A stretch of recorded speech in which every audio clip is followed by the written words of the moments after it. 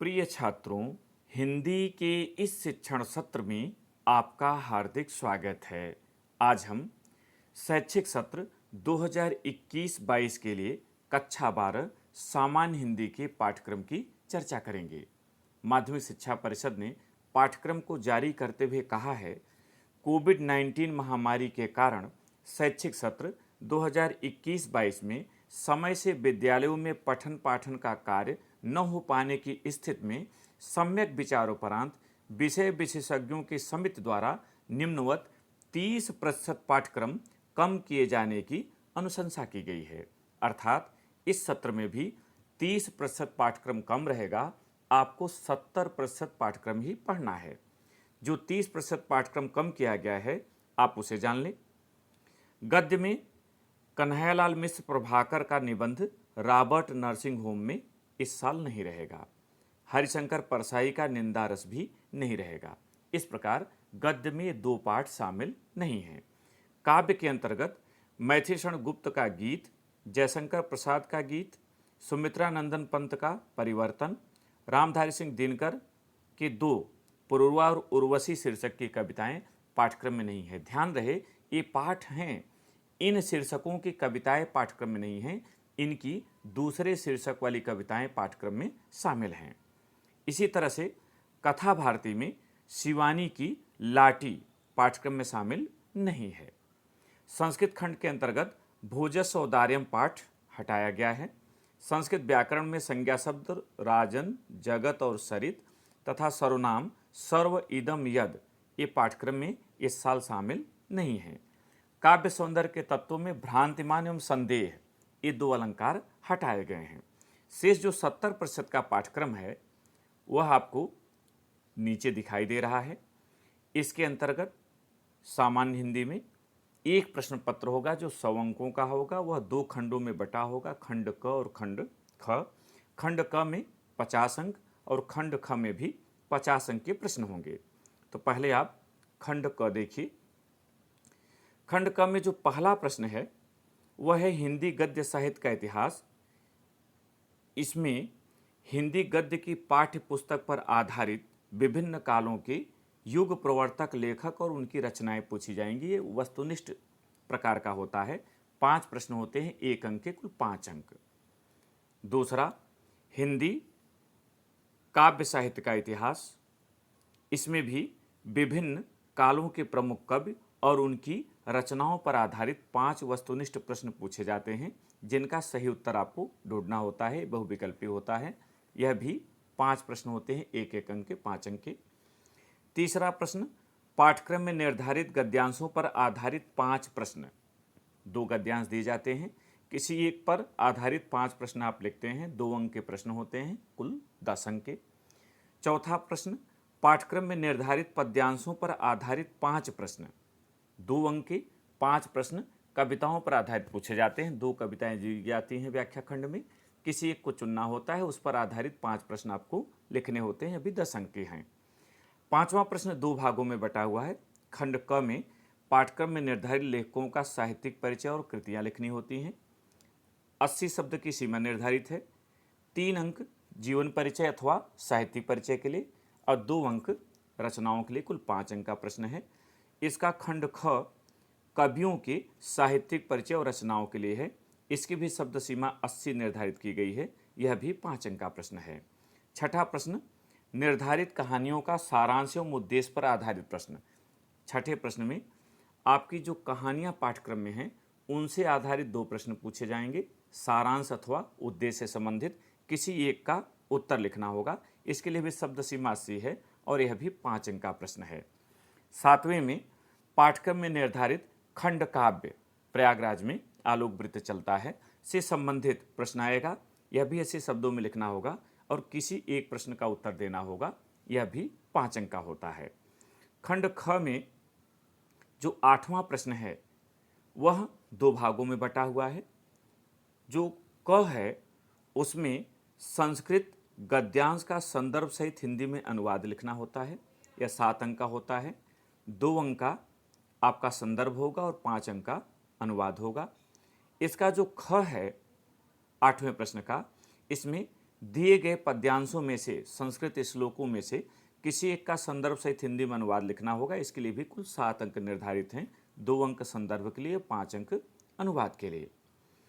9वां प्रश्न, लोकोक्तियों एवं मुहावरों के अर्थ एवं वाक्य प्रयोग, माने दी गई लोकोक्तियों और मुहावरों में से किसी एक का अर्थ लिखकर अपने वाक्यों में प्रयोग करना होता है। इसके लिए कुल 2 अंक निर्धारित हैं। 10वां प्रश्न व्याकरण संबंधित है। इसमें दीर्घ, गुण और यण आयाद में से किन्हीं 3 संधियों से संबंधित आपको शब्द विच्छेद के लिए शब्द दिए जाएंगे। इसके लिए 3 अंक निर्धारित हैं। ख, विभक्ति की पहचान के अंतर्गत आत्मन और नामन ये 2 शब्द रूप पाठ्यक्रम में हैं। इन शब्द रूपों को आपको पहचानना है, इन्हें याद करना है और परीक्षा में इनसे संबंधित प्रश्न आएंगे। विकल्प के रूप में होते हैं, आपको वहाँ सही विकल्प चुनना होता है कि उसमें कौन सी विभक्ति है। 11वां प्रश्न, इसका खंड क, शब्दों में सूक्ष्म अंतर। ख, अनेकार्थी शब्द। ग, अनेक शब्दों के लिए एक शब्द, कोई 2 वाक्यांश आपको करने होते हैं। घ, वाक्यों में त्रुटि मार्जन, इसमें लिंग, वचन, कारक, काल एवं वर्तनी संबंधित त्रुटियां होती हैं। ये प्रश्न दिए जाएंगे। ये सभी प्रश्न 2-2 अंक के हैं। जो 12वां प्रश्न है, यह 3 भागों में बटा हुआ है। खंड क में रस से संबंधित प्रश्न आएंगे। श्रृंगार, करुण, हास्य, वीर एवं शांत, इन रसों के लक्षण एवं उदाहरण से संबंधित प्रश्न पूछे जाएंगे, 2 अंक के। खंड ख में अलंकार से संबंधित प्रश्न हैं। आपके यहाँ शब्दालंकार, अनुप्रास, यमक, श्लेष और अर्थालंकार, उपमा, रूपक और उत्प्रेक्षा ये 6 पाठ्यक्रम में निर्धारित हैं। इनसे संबंधित परिभाषा और उदाहरण पूछे जा सकते हैं। यह भी 2 अंकों का है। खंड ग, छंद से संबंधित प्रश्न है और आपके यहाँ चौपाई, दोहा, सोरठा और कुंडलिया इनमें से किसी छंद का लक्षण एवं उदाहरण पूछा जाएगा। यह भी 2 अंक का है। 13वां प्रश्न पत्र लेखन से संबंधित है और पत्र 3 बिंदुओं पर पूछे जा सकते हैं। पहला है नियुक्ति आवेदन पत्र, दूसरा बैंक से किसी व्यवसाय के लिए ऋण प्राप्त करने का आवेदन पत्र और तीसरा अपने नगर या गांव के सफाई हेतु संबंधित अधिकारी को प्रार्थना पत्र। इनमें से कोई 2 परीक्षा में पूछा जाएगा और किसी एक का उत्तर देना होगा। इसके लिए कुल 6 अंक निर्धारित हैं। 14वां और अंतिम प्रश्न निबंध लेखन से संबंधित है। इसमें विज्ञान, वाणिज्य, शिक्षा, कृषि, सामाजिक एवं राजनीतिक चेतना पर आधारित जनसंख्या, स्वास्थ्य, शिक्षा व पर्यावरण से संबंधित कोई भी निबंध पूछा जा सकता है। इसके लिए भी कुल 9 अंक निर्धारित हैं, 2 अंक रूपरेखा के लिए और 7 अंक डिस्क्रिप्शन के लिए, विस्तार के लिए। पाठ्यवस्तु जो 70% में है आपके पास, कौन कौन से पाठ पढ़ने हैं तो उन्हें देख लीजिए।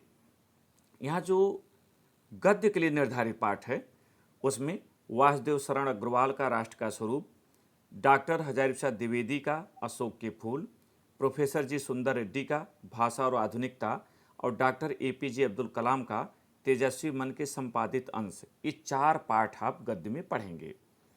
काव्य में अयोध्या सिंह उपाध्याय हरिऔध का पौन दूतिका, मैथिलीशरण गुप्त कैकेयी का अनुताप, जयशंकर प्रसाद श्रद्धामन, सुमित्रानंदन पंत नौका विहार और बापू के प्रति, महादेवी वर्मा गीत, रामधारी सिंह दिनकर अभिनव मनुष्य, सच्चिदानंद हीरानंद वात्स्यायन अज्ञेय मैंने आहुत बनकर देखा और हिरोशिमा, ये कविताएं आपको पढ़नी हैं।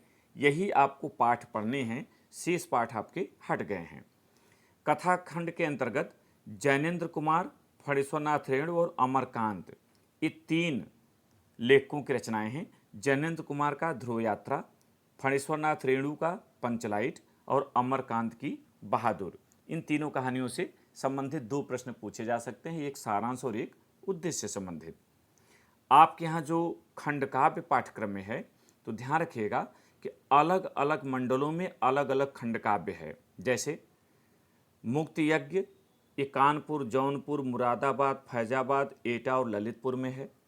सत्य की जीत लखनऊ, इटावा, बलिया, बिजनौर, झांसी, बदायूं, प्रतापगढ़, रामपुर और पीलीभीत में है। रश्मिरथी वाराणसी, बुलंदशहर, मथुरा, मुजफ्फरनगर, फतेहपुर, उन्नाव और देवरिया में है। आलोक वृत्त खंड काव्य, प्रयागराज, अलीगढ़, सहारनपुर, फर्रुखाबाद, मैनपुरी, मिर्जापुर, सीतापुर में, त्यागपथी, आगरा, गोरखपुर, गाजीपुर, बरेली, सुल्तानपुर, जालौन, लखीमपुर खीरी, गोंडा, शाहजहांपुर और बाराबंकी में, तथा श्रवण कुमार, मेरठ, आजमगढ़, बस्ती, रायबरेली, हरदोई, बांदा, बहराइच और हमीरपुर जिलों में है। अपने जिले में, अपने मंडल में जो खंड काव्य चलता है आपको उसी के प्रश्न का उत्तर देना है। प्रश्न पत्र में इस सभी खंड काव्यों के प्रश्न दिए जाते हैं। संस्कृत में जो आपका पाठ्यक्रम बचा हुआ है वह देख लें। आत्मज्ञ एवं सर्वज्ञ, संस्कृत भाषायाः महत्वम, जातक कथा, सुभाषित रत्नान, महामना मालवीय, पंचशील सिद्धांताः। ये पाठ आपको पढ़ने हैं, शेष पाठ आपके पाठ्यक्रम से हट गए हैं। तो इस भाग में इतना ही। अगले भाग में नई सामग्री के साथ फिर मिलेंगे। बहुत बहुत धन्यवाद।